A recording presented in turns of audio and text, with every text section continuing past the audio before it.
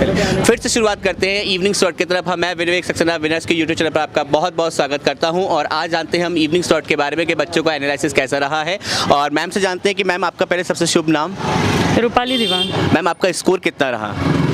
मेरा sir actually ज़्यादा तो नहीं रहा है, मतलब 80% ही रह पाया है। ओके, तो बच्चे जानना चाहते हैं कि इवनिंग स्लॉट का जो पेपर था उसमें पेडागोजी और जो क्वेश्चंस मैथ्स के हैं, रीजनिंग, जो आपका सब्जेक्ट है मैथ्स है, ईवीएस है, तो हिंदी है आपका, तो उसमें किस टाइप के क्वेश्चन पूछे जा रहे हैं? मैथ्स में तो most of the questions of this विभाजकता के नियम्स पूछे हैं और पेडागोजी में मोस्टली यही अपना शिक्षक से रिलेटेड, मतलब स्टूडेंट ऑफ, मतलब किस टाइप से बच्चों को आपको ट्रीट करना चाहिए, यानी किस टाइप से आपको मोटिवेट करना चाहिए, इससे रिलेटेड ही क्वेश्चंस पूछे। अच्छा, हिंदी मैथ्स में विभाजकता के बहुत सारे क्वेश्चंस है, कम से कम नंबर ऑफ क्वेश्चंस 10 क्वेश्चंस लगभग विभाजकता के ही थे। अच्छा, हिंदी का पैटर्न कैसा था लगभग? हिंदी का भी मॉडरेट ही था। अच्छा, हिंदी में क्या विलोम शब्द, पर्यायवाची शब्द, इस टाइप के कुछ क्वेश्चन ज़्यादा देखने को मिले या पैसेज ज़्यादा लेवल पूछा था? नहीं, पैसेज तो वही दो पूछते हैं हर बार, जो एक तो पद्य और गद्य हिंदी में, वो एक एक पूछा था, वो फिर भी ठीक था, एवरेज था। बट बाकी जो चीज़ें थी वो ग्रामर पोर्शन में पूछा था उन्होंने। बाकी उन्होंने कोई जो मिलाना, मतलब जोड़ी वगैरह स्टेप से कोई चीज़ नहीं पूछी थी। तो यहाँ पर इंग्लिश था आपका या संस्कृत, दोनों में से क्या चॉइस किया था आपने? इंग्लिश थी। इंग्लिश। हाँ। इंग्लिश का लेवल कैसा था आपका? इंग्लिश का भी मॉडरेट ही था। मॉडरेट लेवल था। अच्छा, देखा जाए कि 2011 का जो एग्जाम था, जो वर्ग 3 का, और वो एग्जाम में और अभी के एग्जाम में डिफरेंस देखा जाए तो लेवल टफ है आ रहा है या पेपर बराबर ही एग्जिट लग रहा है? नहीं, एक्चुअली अगर आपने थोड़ी मेहनत करी है अगर अच्छी, तो आप कर सकते हो, उससे क्वालिफाई कर सकते हो। अच्छा पेपर है, एवरेज अच्छा पेपर। चलिए, और भी स्टूडेंट्स जानते हैं हम लोग, फिर मिलेंगे विनर्स पे एक बार फिर से। सर मैं I am also winner student. अच्छा, ये विनर्स के ही स्टूडेंट मिल गए फिर से। बिल्कुल, तो मैं आपसे जानना चाहूँगा कि विनर्स से आपको क्या क्या? सर की भी वीडियोस देखती हूँ और काफ़ी इंग्लिश में भी जो मैडम है ट्विंकल मैम, उनका भी वीडियोस देखती हूँ और उनसे भी मुझे काफ़ी अप्रिशिएट, और इंग्लिश वाली मैम का भी काफ़ी कुछ उसमें आई ही चीज़ें। काफ़ी अच्छा पेपर था।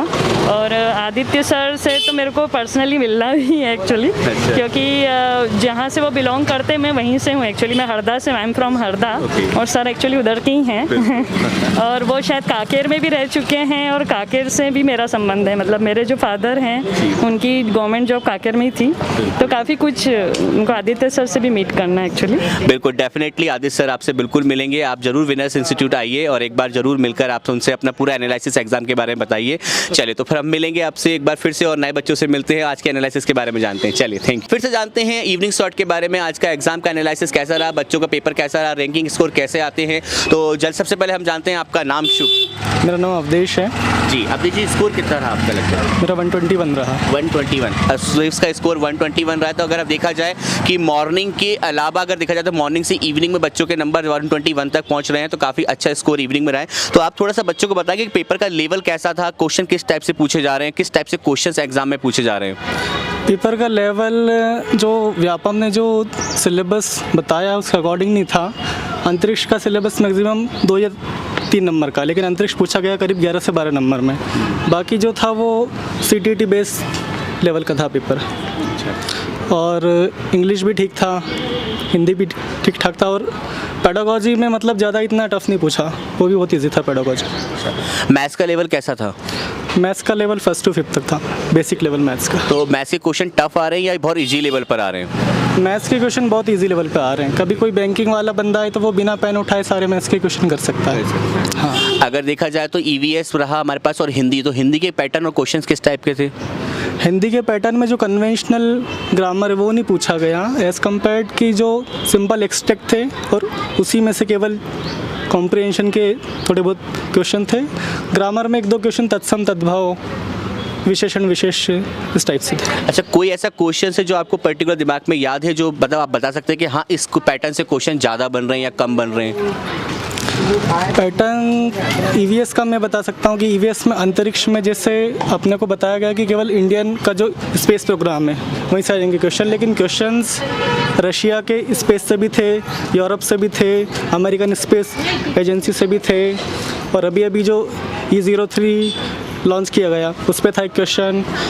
और पेडागोजी की बात करें तो जो टेस्ट होते हैं, प्रोजेक्टिव टेस्ट, सब्जेक्टिव टेस्ट और पर्सनालिटी जो चैप्टर है वो आया कम से कम 3 से 4 नंबर का। तो देखा जाए तो पेपर का लेवल अगर हम बात करें बच्चों से, ये कि 2011 में जो एग्ज़ाम हुआ था और 2021 या 22 में जो एग्ज़ाम होने वाला है, तो उसमें क्या डिफरेंस रहा है? मतलब पेपर पैटर्न एकदम चेंज हो गया, पेपर पैटर्न मॉडर्न हो गया। वो जो कन्वेंशनल पेपर है अब उस टाइप से नहीं आता है। अब वो पांचों सब्जेक्ट में आपका ऑल अराउंड डेवलपमेंट देखते हैं कि आप कहाँ एग्जिस्ट कर रहे हैं उसमें। तो पांचों सब्जेक्ट मतलब अगर देखा जाए तो इवन मॉडरेट लेवल का पेपर आता है, बहुत ज़्यादा टफ नहीं है।